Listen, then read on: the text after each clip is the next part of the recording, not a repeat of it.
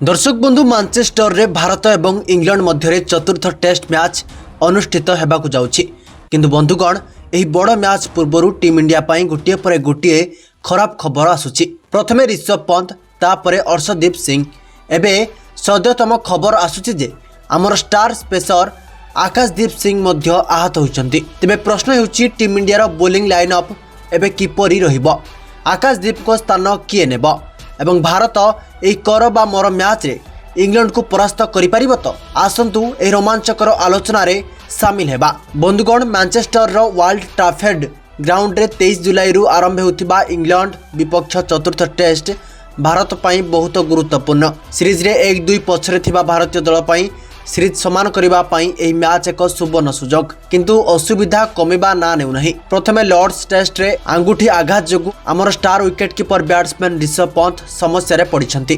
तापर खबर आसुछि जे एही टेस्ट रे डेब्यू करिबा पई दौड़ रे थिबा अर्शदीप सिंह मध्य नेट्स सेशन रे आहत होइछन्ति। साई सुदर्शन को शॉट को रोकिबा को चेष्टा करिबा समय रे तांको बोलिंग हाथ रे गभीर आघात लागिथिला एवं एबे स्टिच लागिबा परे चतुर्थ टेस्ट रे खेलिबार संभावना नगण्य।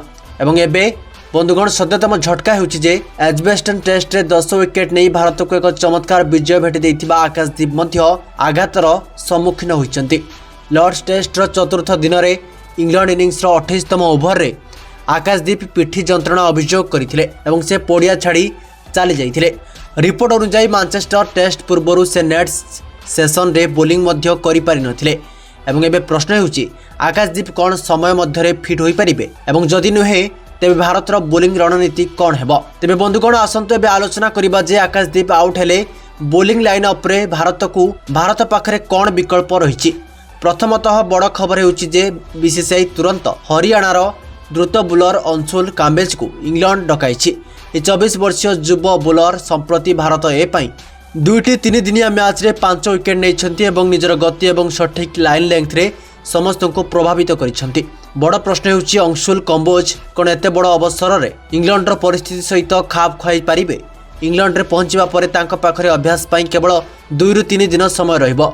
जदि से निजर तीक्ष्णता एवं लय देखाइबारे सफल होंती तेबे हुए तो तांको प्लेइंग 11 रे डेब्यू करिबार सुजोग मिलिबो, किंतु जदि से प्रस्तुत देखा जाउ नाहंती तेबे भारत पाखरे आउ एक विकल्प अछि प्रसिद्ध कृष्णा। तेबे प्रसिद्ध कृष्णा ई सीरीज रे प्रथम 2टी टेस्ट रे 4 इनिंग्स रे 6 विकेट नैथिले, किंतु से टिके महंगा प्रमाणित होइथिले। तथापि अभिज्ञता दृष्टि से अंशुल को ठारू आगरे रहिछन्ति। एपरि परिस्थिति रे अधिनायक शुभमन गिल एवं प्रशिक्षक गौतम गंभीर को निष्पत्ति नेबाकू पड़िबो जे सेमाने युवा उत्साह उपरे बाजी लगाइबे कि नाही। एबे बंधुगण भारतर संभाव्य बोलिंग लाइनअप उपरे नजर पकाइबा। यदि आकाशदीप एवं अर्शदीप सिंह उभय बाहर रहंती तेबे भारतर बोलिंग यूनिट एपरि होई पारे। जसप्रीत बुमराह, मोहम्मद सिराज, रविंद्र जडेजा, वाशिंगटन सुंदर एवं नीतीश कुमार रेड्डी। षष्ठ बोलर अंशुल काम्बेज किंबा प्रसिद्ध कृष्णा हेबे। किंतु बंधुगण बड़ प्रश्न हेउछि कोन जसप्रीत बुमराह पुणी अधिक दायित्व पाइबे। रिपोर्ट थिला जे बुमराह ई सीरीज रे केवल 3टी टेस्ट खेलिबा कथा थिला एवं से पूर्वरु 2टी टेस्ट खेली सारिछन्ति, किंतु एही आघात संकट जोगु ताको चतुर्थ टेस्ट रे मध्य खेलिबाकू पड़ी पारे। तेबे रविंद्र जडेजा एवं वाशिंगटन सुंदर स्पिन विभाग रे जोड़ी हेबे। तथापि कुलदीप यादव मध्य एक विकल्प होई पारंती, किंतु प्रशिक्षक गंभीर रणनीति रे तांकर भूमिका एपर्यंत स्पष्ट नुहे।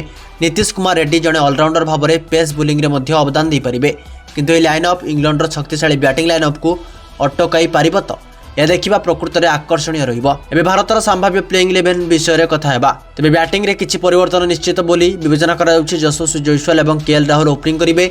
साई सुदर्शन को 3 नंबर रे सुजोग मिल पारे, कारण करुण नारायण को एथर बाहर बसिबा को पड़ी पारे। या परे शुभमन गिल, ऋषभ पंत जदि फिट होंती से खेलिबे। या परे नीतीश कुमार रेड्डी एवं रविंद्र जडेजा जदि पंत विकेट कीपिंग खेली न पारिबे तेबे ध्रुव जुरेल को तांको जागा रे स्थान मिल पारे। या परे बुमराह, सिराज, जाडेजा, सुंदर एवं रेड्डी सहित कंबोज किंबा प्रसिद्ध कृष्णा रहिबे। तेबे बंधुगण यह मैनचेस्टर टेस्ट पूर्व सद्यतम अपडेट थिला।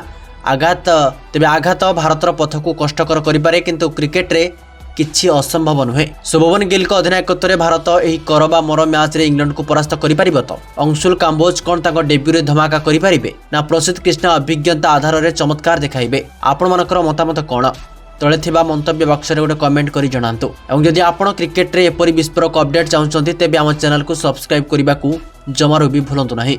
लाइक करंतु, शेयर करंतु एवं घंटी आइकन दबाई दियंतु। रहुचु। जय जगन्नाथ, जय हिंद, जय भारत।